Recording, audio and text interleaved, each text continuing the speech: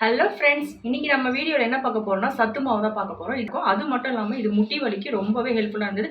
நான் யூஸ் பண்ணி பார்த்துட்டு தான் உங்களுக்கு நான் இதை கொடுக்குறேன். வீட்டில் நீங்கள் இதை ட்ரை பண்ணி பாருங்கள். அதுக்கு தேவையான பொருளெல்லாம் இப்போ நம்ம போட்டு வறுத்து எடுத்துக்கலாம்.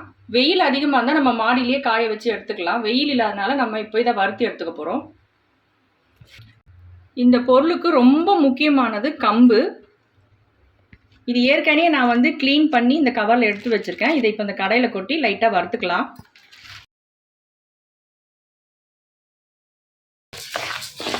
லைட்டாக சூடு ஏறுற அளவுக்கு வறுத்தா போதும். ரொம்ப ஹீட் பண்ணி வறுக்கணும்னு இல்லை.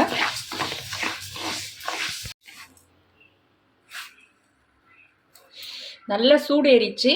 இப்போ இதை நம்ம பவுலில் கொட்டிக்கலாம். ரெண்டாவது முக்கியமானது நமக்கு கேழ்வரகு தான். அதையும் இப்போ லைட்டாக நம்ம வறுத்து எடுத்துக்கலாம்.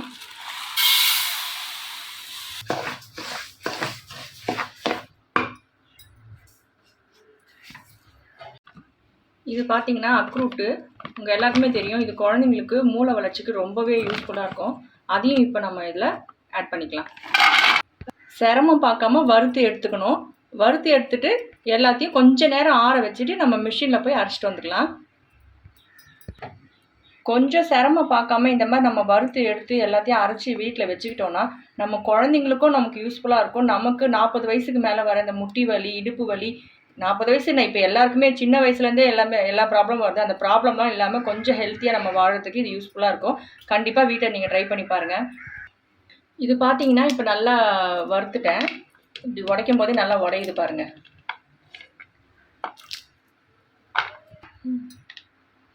இப்போ வந்து பாதாம் சேர்த்துக்கலாம்.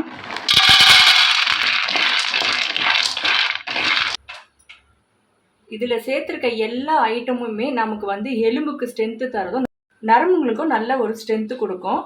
அது மட்டும் இல்லாமல் இது முடி வளர்ச்சி கூட நல்லாவே ஹெல்ப் பண்ணும். ஏன்னா இதில் எல்லாமே வந்து ப்ரோட்டீனும் கால்சியமும் அதிகமாக இருக்குது. கண்டிப்பாக நீங்கள் ட்ரை பண்ணணும். இது எல்லாத்தையும் நம்ம வந்து கொஞ்சம் கேர்ஃபுல்லாக அடி பிடிக்காமல் நல்லா வறுத்து எடுத்துக்கலாம்.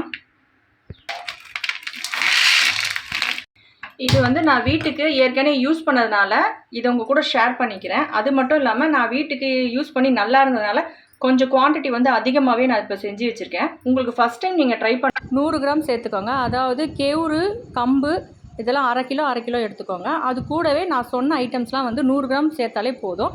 அதுவே உங்களுக்கு நல்ல கொஞ்சம் குவான்டிட்டி வரும். யூஸ் பண்ணி பாருங்கள், நல்லாவும் இருக்கும்.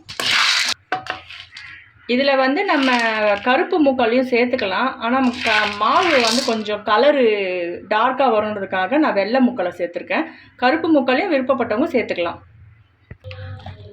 இப்போ பார்த்தீங்கன்னா பிஸ்தா தான் நான் சேர்க்க போகிறேன்.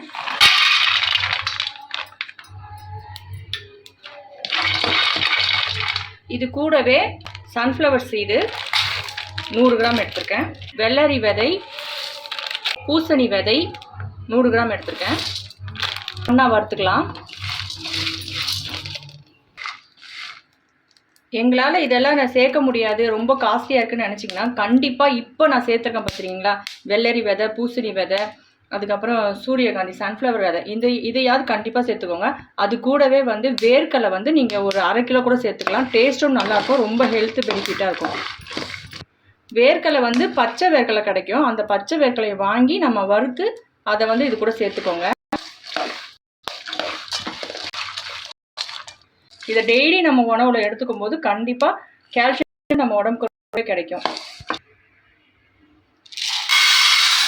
கருப்புளுந்து, அது கூடவே வந்து நான் மக்காச்சோளம் சேர்த்துக்கிறேன். இது ஒயிட் சோளம்.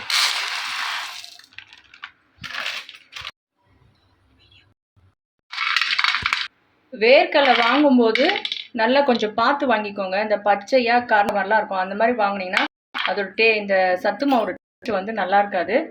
நல்ல வேர்க்கடலையாக கொஞ்சம் வாங்கிக்கோங்க. இது பாருங்கள், நல்லா இருக்குது எல்லாமே.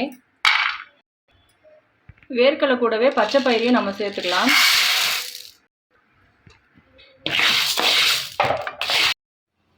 ஒரு 50 கிராம் சுக்கு கிட்ட நம்ம இதை வந்து சேர்த்துக்கலாம். ஏன்னா நம்ம அரைக்கிற பொருள் எல்லாமே வந்து பருப்பு ஐட்டம்ஸ், அதனால் கொஞ்சம் சுக்கு சேர்த்துக்கோங்க. வாழ்வு தொல்லை இல்லாமல் இருக்கும். அப்புறம் சுக்கு சேர்க்கலைன்னா அங்கங்கே பிடிச்சிக்கிச்சின்னு கஷ்டப்படாதீங்க. இது கூடவே நம்ம ஏலக்காவும் சேர்த்துக்க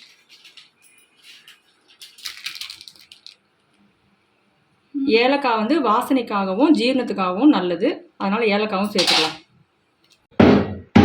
அரைச்சிட்டு வந்துட்டாங்க பாருங்க, வாசனையே சூப்பராக இருக்குது.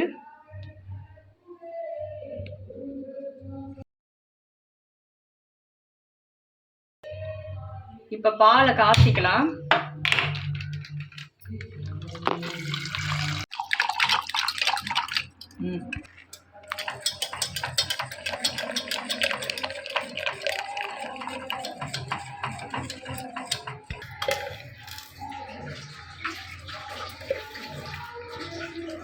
சூப்பராக.